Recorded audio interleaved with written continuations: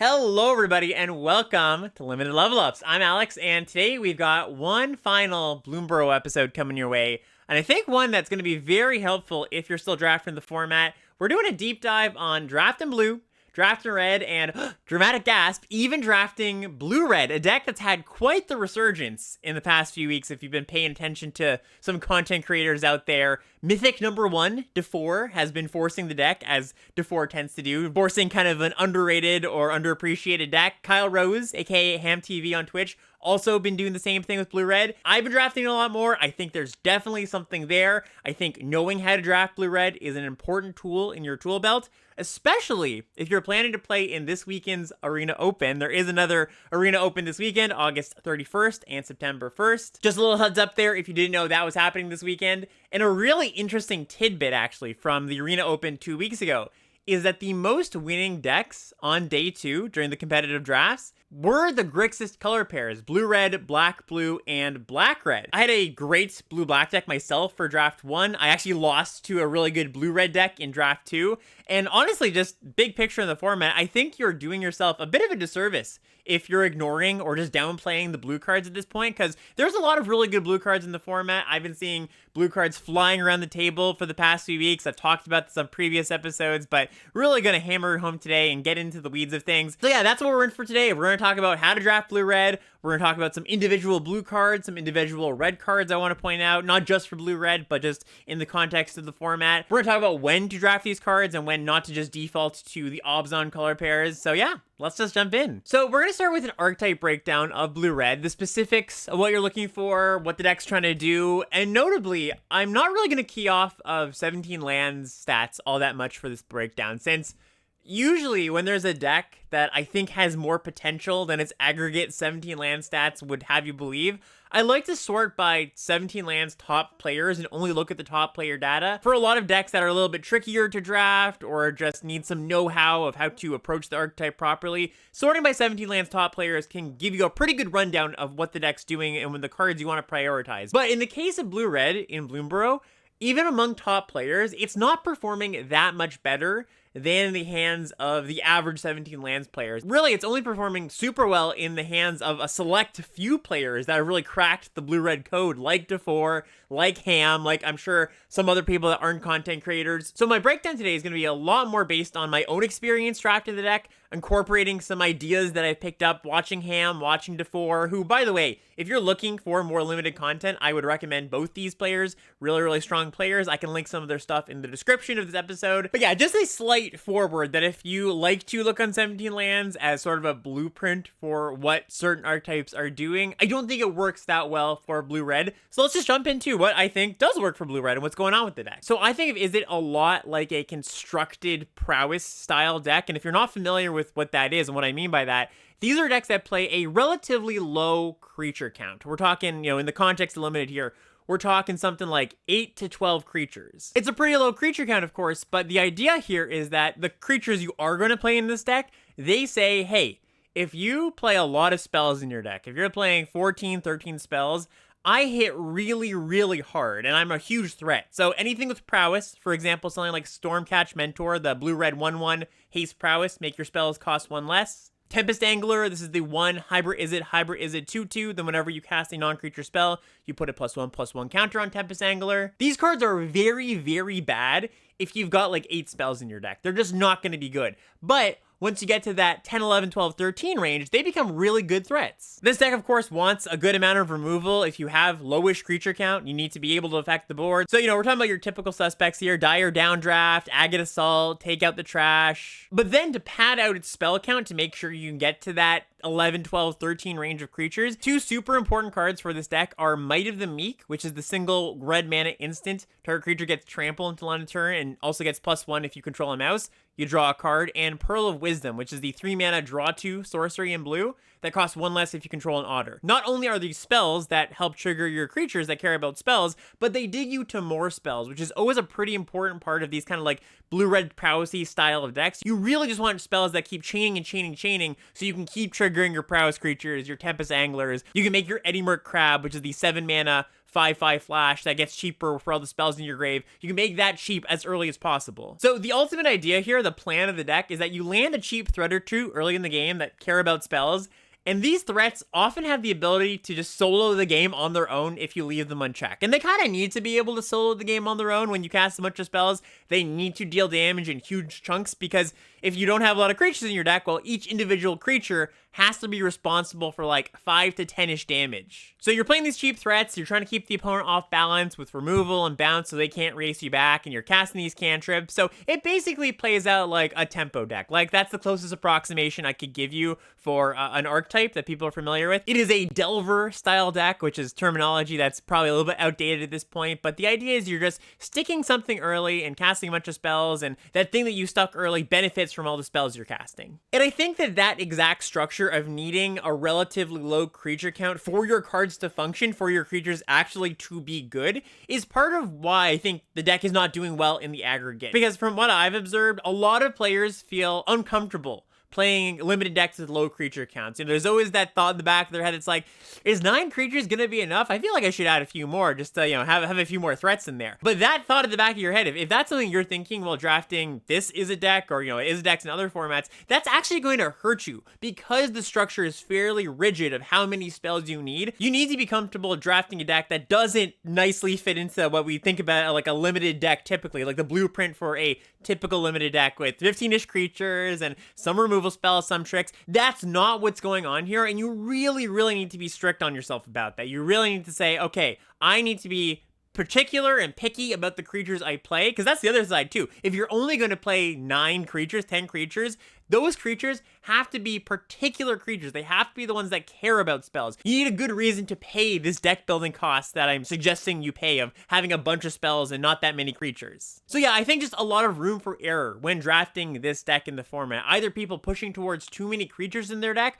or not being particular enough and picky enough about the few creatures they do play. And we're going to get into them right now, the creatures that you want to prioritize for this deck, the ones that actually make it tick. So let's start with the gold uncommon here, Stormcatch Mentor. This is the red-blue 1/1 Haste Prowess Wizard Otter, and it makes your spells cost 1 less to cast. This is a card that I think a lot of people have kind of just written off as like, yeah, this is part of why blue-red isn't very good, because this card isn't very good. I think this card's actually quite good in these decks. And like I mentioned a second ago, it's the perfect example of if you're not building your blue-red deck with enough spells, the card's just going to suck. It's actually going to be very bad, but this is one of the better things to land on turn 2, start getting in some chip damage. You get to cast Might of the Meek to give your Stormcatch Mentor trample, and one of the best things about Stormcatch Mentor is it's such a nice combo with Pearl of Wisdom, because it makes Pearl of Wisdom only cost a single blue mana, because of course you control an otter, so Pearl costs 1 less, and then the ability on the Stormcatch Mentor makes Pearl of Wisdom cost 1 less. So you can have some really explosive turns with this card, giving it trample, casting a bunch of 1 mana spells. And we're going to talk about draft navigation and getting into this deck in a little bit, but one of the really nice things about drafting this deck is this is a card you can wheel. This is a card that nobody goes, okay, I'm going to take this and go into blue-red. People drafting the format at this point, a lot of them generally have in their head that, blue-red's not a deck they want to go into, so it's not a card that you're really going to get poached from you very often, and you can get a really quality card for your deck pretty late. Another one along the same lines is Heartfire Hero. This is the single red mana 1/1. It's got the Valiant ability. Whenever you target it, you put a +1/+1 counter on it, and when it dies, it deals damage equal to its power to each opponent. So the more Might of the Meeks you have, the more you want to play this card. It's not going to be good in every single blue-red deck, but just like the Stormcatch Mentor, it's very easy to pile up a lot of damage on this thing. Obviously, you have to stagger things a bit more. You can't just do the one burst like you can with the Stormcatch Mentor, because Valiant only triggers once per turn. But the more Might of the Meeks I have, the more I want to play this card. There's also a few things here and there that trigger Valiant. It's not like red-white where you're just flooded with triggers. You do have to consider, okay, do I have enough triggers to want this card?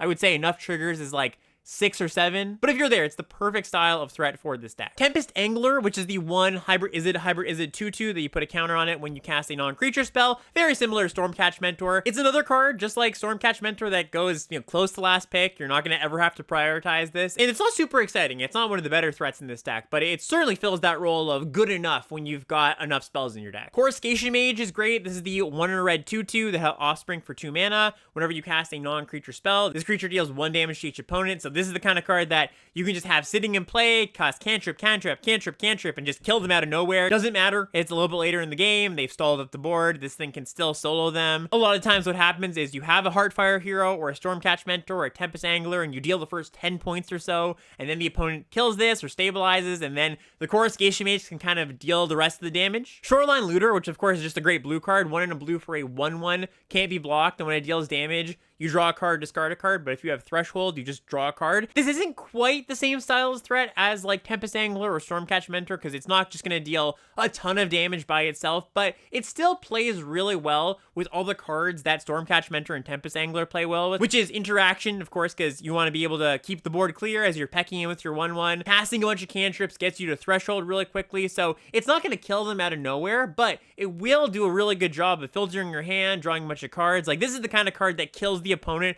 without them really knowing it's killing them. Like, the more times this hits them, the more you can filter your hand and eventually start drawing cards. You'll eventually just get enough resources that you'll draw your Coruscation Mage and a bunch of spells, so you're going to be able to kill them. So the Shoreline Looter still plays that role as the quality creature that I'm totally fine playing on turn 2 in this deck. And then even Otterball Antics. I don't think this is one of the better things you want to play early, but this is the 1 in a blue sorcery that puts a Otter token on the battlefield, and you can flash it back for 4 mana. If you cast it from the grave, you put a +1/+1 counter on it. Sort of in the same tier as like Tempest Angler, where it's not premium and you get it really, really late, but certainly a playable card in this deck. And then, of course, one of the headliners here, Eddie McCrab, the 7 mana 5/5 flash that costs 1 less for each instant sorcery in your grave. Again, not exactly the same kind of threat as something like a Tempest Angler or a Stormcatch Mentor or a hero, where it's just like, this just comes down and it's going to deal a bunch of damage, but it's more in the vein of like a Coruscation Mage, where once you've dealt that early damage, this thing comes down for cheap, taps down their 2 creatures, gets them the last few points. So those are the creatures at common and uncommon you want to prioritize for this deck. And as far as threat count goes, I was talking about how a lot of people play too many threats in these kind of decks. There's also a danger of playing too few. Like, you don't want to be in the 5 or 6 range of threats. You want to have like an 8 or 9 creature threat minimum. And sometimes when I've drafted this deck, I've prioritized a bunch of spells early, a bunch of cheap removal, the cantrips, and as I'm getting to pack 3, I go, you know what? I am a good threat short here. I need one more threat that plays well with a bunch of spells. I don't want to just throw in a random big dorky creature. I don't think that's going to play very well in this deck, because again, you really want all your creatures to play well with the abundance of spells you have. And so I do have 2 like kind of tier 2 threats that you never have to pick early. They're going to be late in the pack, but they fill the role well enough. And these are Kindle Spark Duo and Nightwhirl Hermit. Kindle Spark Duo, this one makes sense. This is the 2 in a red for a 1/3, taps to deal damage to target opponent, and whenever you cast a non-creature spell, untap Kindle Spark Duo. Another card that is going to be really, really bad if you don't have enough spells in your deck. I'm sure you've seen it on the opposite side of the battlefield and not cared about it sometimes. It's been like, yeah, that thing's tapping to deal me 1 damage a turn. Great, you played a 3 mana 1/3 that's dealing me 1 damage per turn. Not very impressive, but if you are cantripping, you're casting Might of the Meeks and Pearl of Wisdoms, this thing can deal like 5-6 damage in a turn sometimes. And that is what you want from your creatures. Like I mentioned, you need them to deal like those big chunks of damage, 5 or 6 damage per creature. And then the other one here, Nightwhirl Hermit. This is a card that I didn't imagine I would take a liking to, but I've played this as my 23rd playable quite a bit lately. So this is the 2 in a blue 1/4 Vigilant Rat Rogue. And if you have Threshold, it gets +1/+0 and can't be blocked. So just like I was talking about with the Shoreline Looter, where you get Threshold in this deck pretty quickly because you're cantripping, just casting a bunch of spells, casting removal spells, this thing turns on pretty quickly. And a 2/4 Vigilant Unblockable is kind of exactly what this deck wants. Because one of the problems actually with this deck is that its creatures don't block very well. They're all very small and they'll have prowess, and sure, you can cast a spell on blocks and have your creature with prowess grow, but generally you're going to want to cast your spells on your turn so you can turn the casting spells into damage output. And sometimes your opponent does come off to kind of a blistering start and you're like, wow, I'm just falling too far behind here and I didn't draw my interaction. And Nightwhirl Hermit actually does a really good job of blocking and then turns into a threat. So really with these 2 cards, Kindle Spark Duo and Nightwhirl Hermit, they aren't like some keys to the deck or anything, more that I'm like giving you permission to play them, because there's certain cards in certain formats that you're just like, I really hope I don't have to play that card. And for most decks, I feel that way about Nightwhirl Hermit and Kindle Spark Duo, but not in blue-red if your spell count is high enough. I think they are totally acceptable, helps fill out that threat slot if you're a little bit low on threats. 2 cards that are sort of on the opposite side of the coin here, cards that look more playable than they are, but I think are just kind of like fine playables, not cards you actually want to prioritize, are Lightshell Duo, which is the 3 in a blue 3/4 prowess that surveils 2 when it enters, and Alania's Pathmaker is the 4 mana 4/2 in red. That when it enters, you exile the top card of the library, and you can play that card until next turn. Nothing wrong with these cards. And if you just need to have another threat in there, totally fine cards to play. But being 4-mana cards, both of them, I don't think they provide enough damage output for the way that you want to be playing this deck. You really want to be sticking a threat turn 1, turn 2, turn 3 the latest. If you have an opening hand and this is your only creature in it, either the Duo or the Pathmaker, you're probably going to need to mulligan because your deck just doesn't function without a cheap threat generally. So I don't want too many copies of these cards. Again, you can play 1 or 2, totally fine. But I think a lot of people's intuition is like, oh, these are good cards for this spells deck. And I think they're fine and sometimes subpar in certain builds. This is by no means a call to say don't play these cards. It's just a call to say that these are probably a little bit worse in this kind of deck than you might expect them to be. Oh, another card that's just totally fine to play, by the way, Daring Wave Rider. I like this card quite a bit. This is the 6-mana 4/4 in blue that flashes back a mana value 4 or less spell from your graveyard when it enters. It's not a cheap threat, but it is a creature that ups your spell casting density, right? It's a creature that actually kind of acts like a spell, and it's a pretty big body too, so it can definitely close it a game. A card that I'm happy to play in these decks too, and honestly, I think you should just probably group it in with that list of good commons and uncommons I listed before that you're going to want to prioritize for this deck. Let's talk quickly about the interaction spells that you're going to be playing in this deck. So I mentioned before, you're going to play the typical ones, Dire Downdraft and Take Out the Trash. One that isn't maybe that intuitive, but I actually found to be pretty good in these decks is Wildfire Howl. So this is the 1 red sorcery.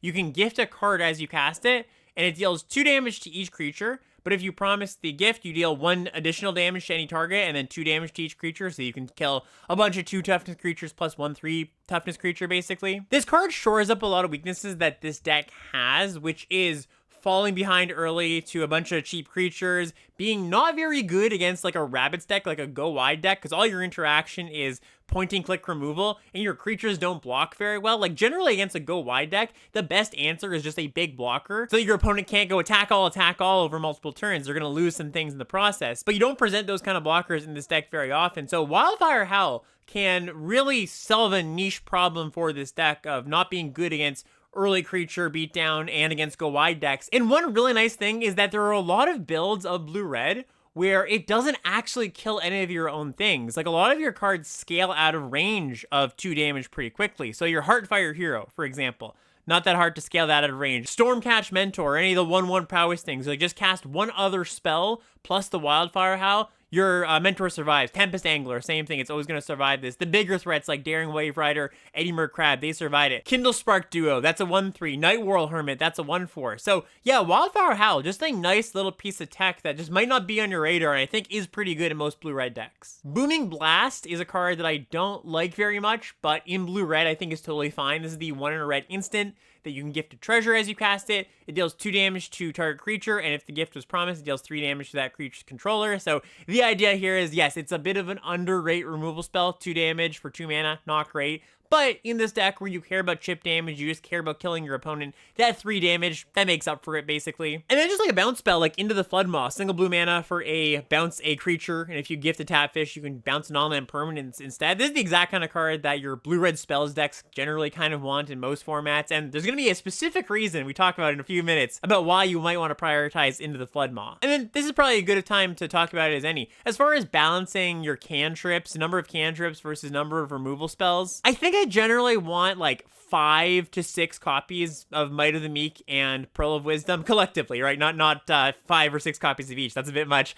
But I think the ideal composition of your deck is like 9 creatures, 5 or 6 spells that draw into other spells, and then the rest is just a bunch of interaction. That's, I think, roughly what you're aiming for. So we've talked creatures, we've talked removal, we've talked about these cantrips. One more piece of the puzzle that is important is protection spells, specifically Shore Up and Plume-Creed Escort. When you have a low creature count, it is generally a good idea to include some cards in your deck that protect those creatures. Because one of the shortcomings of this deck, one way that it can kind of just fall on its face, is you happen to run into an opponent who just has a bunch of removal spells and they kill every single one of your threats. Or at very least, kill most of your threats, and then by the time you draw another threat, it's like, okay, well, this, Stormcatch Mentor is not very good on turn 5, so I'm kind of just falling behind here. So a lot of times I will play a little bit off curve, play my Shoreline Looter off curve, play my Tempest Angler off curve, while having Shore Up or being able to, maybe Hold up Plume Escort, which, by the way, I'll read out for the audio-only listeners. This is the 2-mana 2/1 flash flyer that gives something hexproof when it enters. I usually find room for 2 of these effects, like 2 shore-ups, or a shore-up and an escort, or 2 escorts. Like, that is definitely something I'm looking for, especially because escort is just a fine creature run it on turn 2 as well. Like, if this is your first threat of the game,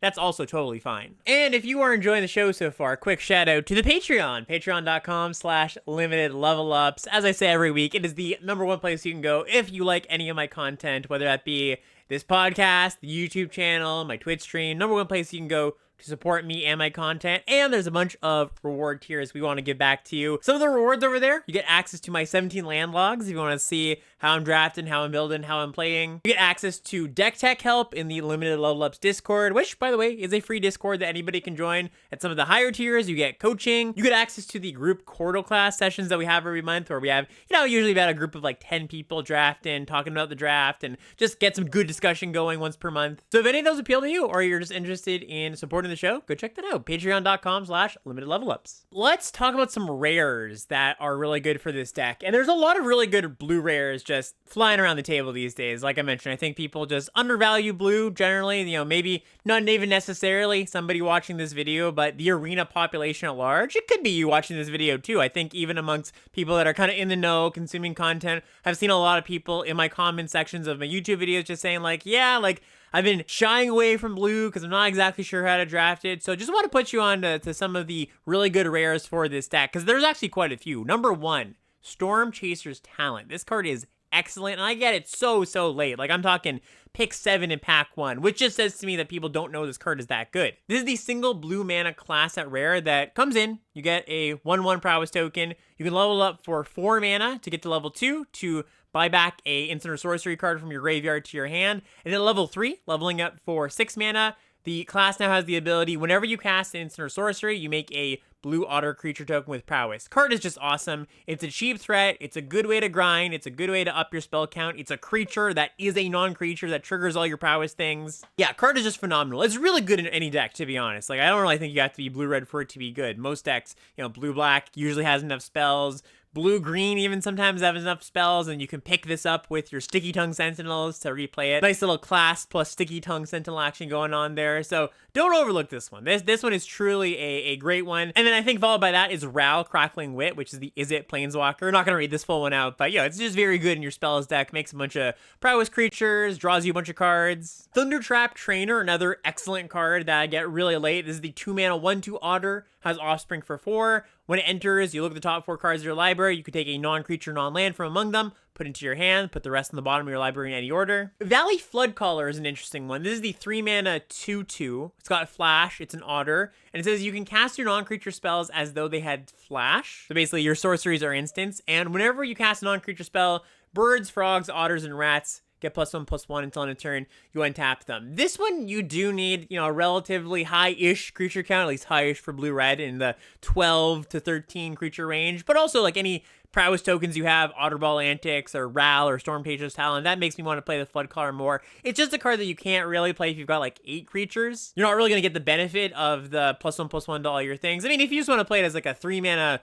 2/2 Flash Prowess, that's also not the worst, but this one I think needs a little bit more of a deck building consideration. Isn't going to excel in every single blue-red deck, but it's still going to be a pretty good card even if you're not like that 12, 11 creatures. Even if you are like 9, I think it's still a playable card, and this is another one that you get pretty late. People don't draft this card very highly. Hired Claw is an interesting one. This is a single red mana for a 1/2 lizard. Whenever you attack with 1 or more lizards, the claw deals 1 damage to target opponent. You can pay 2 mana to put a counter on Hired Claw, activate only if an opponent lost life this turn, and activate only once. So I was talking about cards that have the ability to deal a lot of damage and sometimes just solo your opponents. Hired Claw is one of them. If you have a turn 1 Hired Claw in blue-red, and you can back it up with some protection, a shore up, or an escort, this thing can just go all the way. And at the very least, it's going to deal a ton of damage. Hearthborn Battler, another card that has the potential to deal a lot of damage. This is the 3-mana 2/3 in red. It's got haste. And whenever a player casts their second spell each turn, it deals 2 damage to target opponent. So just the more spells you cast, the more damage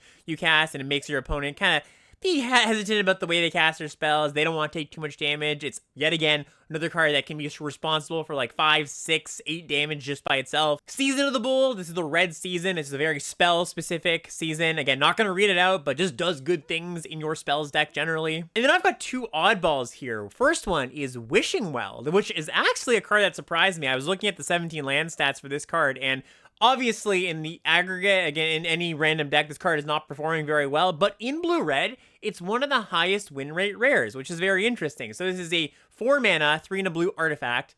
Tap to put a coin counter on Wishing Well. When you do, you can cast an instant or sorcery spell with mana value equal to the number of counters on it from your graveyard without paying its mana cost. Then if you cast that, the spell gets exiled. I mean, it's a lot of value. If you can set it up, if you're just casting your cantrips early, your Might of the Meeks, and your Take Out the Trash into a good 3-mana spell, Pearl of Wisdom, a good 4-mana spell like Dire Downdraft. Look, you kind of have to do a little bit of deck building to make sure you have varied mana costs, but I think this card is legit. I think it's the real deal, and I mentioned a second ago, Into the Floodmaw is the card you might want to really prioritize. It's a really good 1-mana spell to cast off of Wishing Well, because when you cast your Wishing Well, you're doing nothing the turn it comes down generally, and yes, you can flash back a Might of the Meek to draw a card, but you really want to go like Wishing Well, bounce something with Into the Floodmaw when it comes down, so that you can then have some more time to untap with this and then cast a bunch more spells. Similarly, Illuge, the Shoreless Sea. This is 1 blue for a star, where its power and toughness are equal to the number of islands you control. When Illuge attacks or enters, you put a flood counter on target land. It's an island, as in addition to its other types, for as long as it has the flood counter on it. And the first instant or sorcery you cast costs blue less for each land you control with a flood counter on it. So you need to be mostly blue to play this card, but that's how these decks actually tend to be anyways. I find mostly full with blue cards, maybe like at a 40-60 or 70-30 ratio as far as blue cards to red cards. But if you're there and you think you can cast this card reasonably, yeah, it's a pretty good one. It's a big-ish creature, gonna be a 5/5, 4/4 in the mid-game, and makes your spells cheaper. So yeah, basically just wanted to call a lot of rares for this deck that are really, really strong, especially these blue ones that you get past quite often. Now, one trap rare I want to call out. A trap rare and then a trap uncommon I want to get to. Alania Divergent Storm. This is the 5-mana 3/5 for 3 blue-red. And when you cast this spell, if it's the first instant sorcery or otter you cast, other than Alania this turn, you can have target opponent draw a card to basically gift them a card, and if you do, you copy that spell. It's basically just a little bit too clunky. Like, you have to play this 5-mana, no enter the battlefield effect creature. You have to have spells in hand, which is not a, huge hurdle to jump through, but it is something. It's another layer of things you have to get through for this not to just be a 5-mana 3/5. Your spell has to be good enough that you want to copy it, and it's worth giving them a card to copy. Like, is it worth copying a Might of the Meek? You draw a card, I draw a card? No, I don't think so. And going back to stats on 17 lands, kind of a little bit of a funny thing I noticed. This card actually has a worse win rate in blue-red than Festival of Embers, which is a card I'm not even mentioning here, but it's like that 5-mana red enchantment that casts things from the graveyard, like flashes back things from the graveyard that's not particularly good. This card is performing worse than that card in blue-red. And now, the stats are not the end-all be-all, of course, but I also have not found this card to be particularly good. So this is a combo of the stats saying it's not good with me saying I have not found this card to be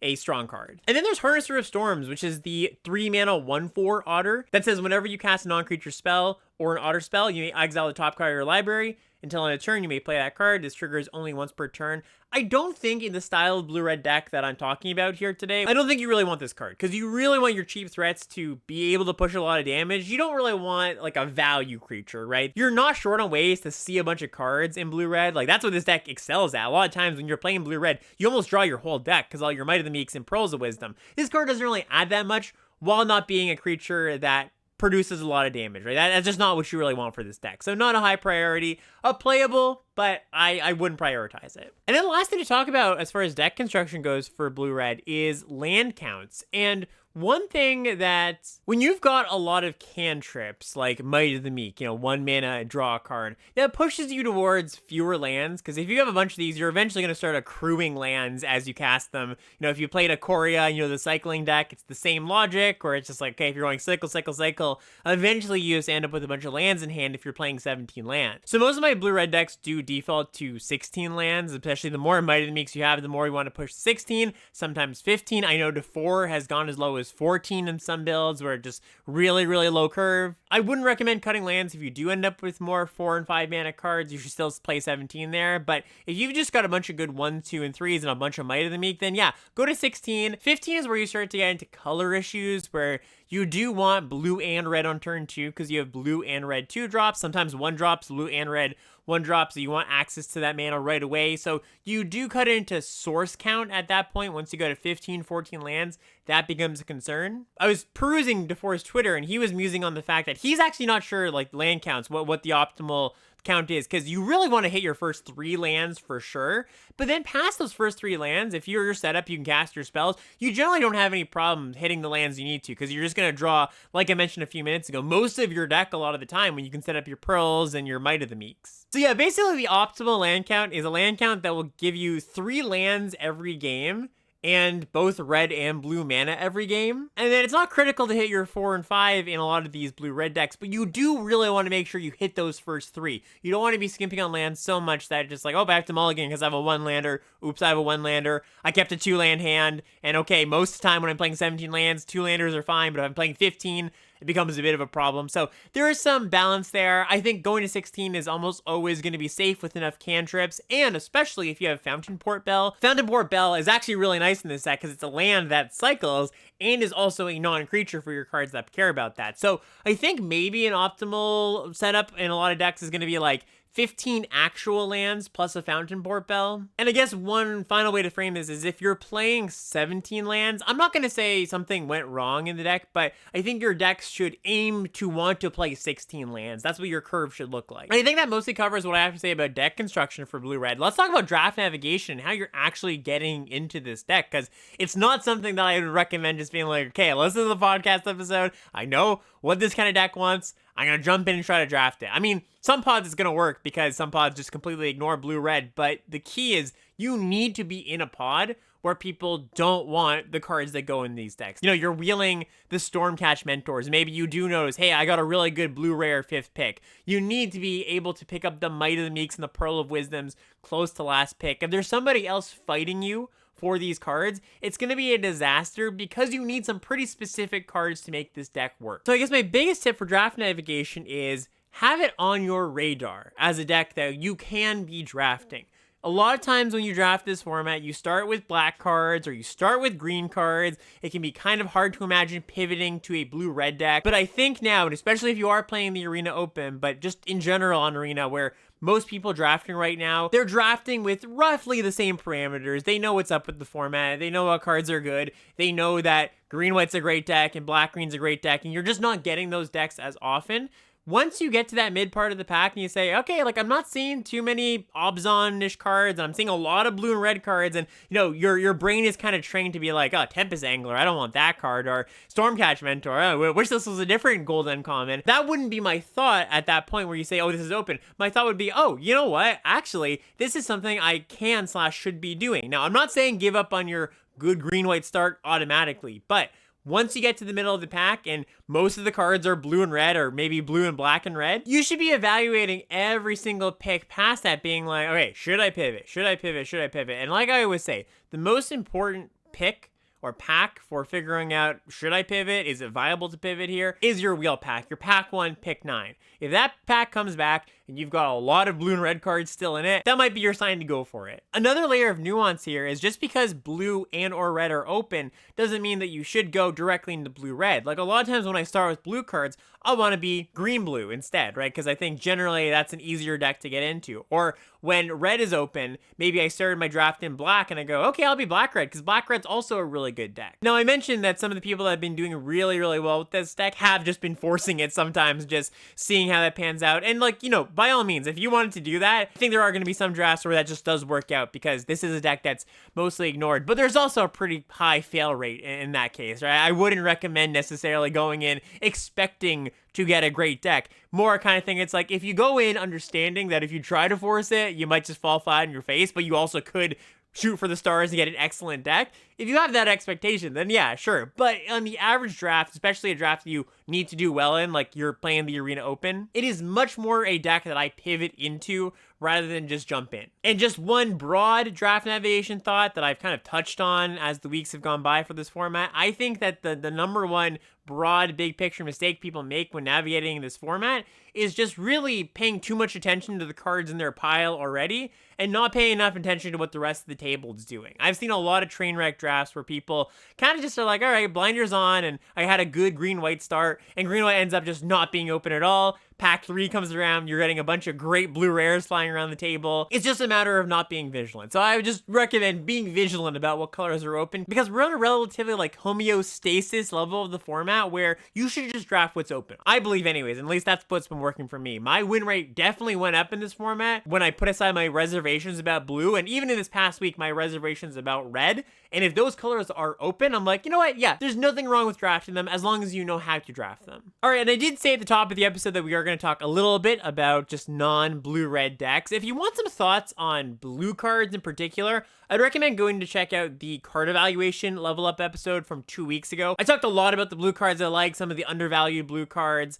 So I'm not going to repeat everything I said here, but on that episode, I didn't touch on as many red cards as I might have liked to. Number one, because I think that a lot of them are a little bit like what you see is what you get. There's not too much complexity to them. There's not too many hidden gems. But also at that point in the format, I actually hadn't drafted red a ton, to be honest. And that was, 4 or 5 weeks into the format. I just hadn't needed to. But now I think the format's really started to balance out, self-correct, and I found myself in red decks a little more often. So just a few things I want to talk about. First off, Blacksmith's Talent. This is the single red mana talent that when it enters, you get a +1/+1 equipment that equips for 2. You can level up for 3 mana to have the ability at the beginning of combat in your turn, attach target equipment you control to up to 1 target creature you don't control. And then level 3, you pay 4 mana, and it says, during your turn, equipped creatures have double strike and haste. So you don't want this in your blue-red deck, by the way. You just don't have enough creatures to really make a card that needs creatures be worth it most of the time. But I think this is a fine tool for green-red, especially pushing through some just big trample-y things, and especially where it really belongs is red-white. And the thing I really wanted to call out about this card that I'm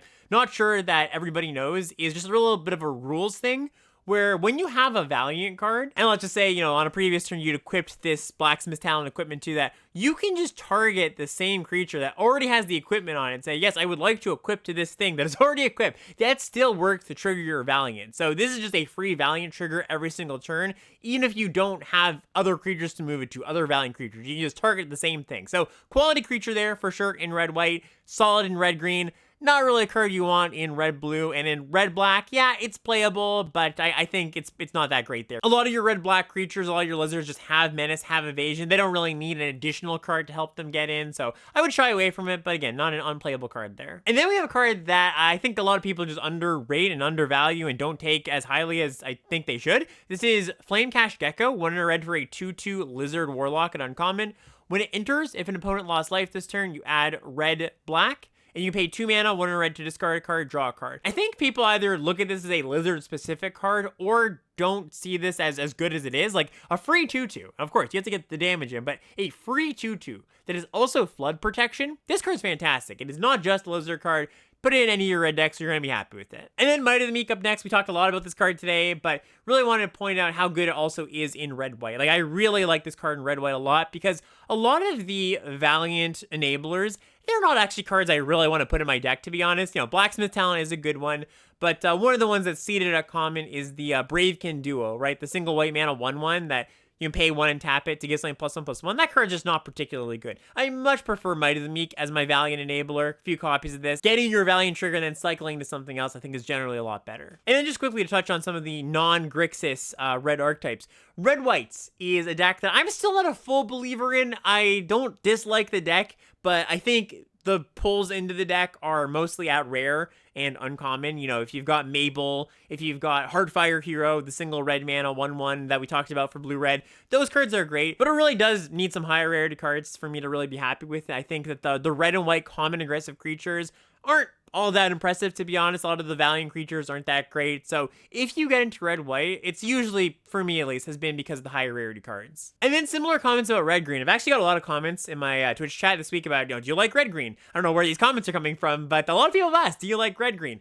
And my answer is very similar to red-white, where I've seen some really great green-red decks where they've got the Wandertail Mentors and the Brambleguard Veterans, the 1 green 3/4 that pumps the team, and maybe like, a few other Raccoon payoffs where they've just got like all of the uncommon payoffs for the deck. The table was just completely not touching them, and one person ended up with all of them. Yeah, that's going to be a good deck. But generally, I've not been very impressed with the deck, and I think that you really only want to get into it sort of like blue-red, where you opportunistically go, okay, well, I started in green, and the other good colors aren't open. Black and white, they're not open, but red's kind of open, and hey, I'm actually getting some good Raccoon payoffs too. So just like any of the lesser decks in this format, you want to get into it when you're the only person at the table, when you're getting all the payoffs. I don't think many tables can support 2 green-red drafters or 2 white-red drafters, for example. Anyways, that's all I have for today. Thank you so much for watching and listening. The best of luck if you're playing in the Arena Open this weekend. Hope you enjoyed this episode. It was sort of in the place of the State of the Format Address Part 2 that I've been doing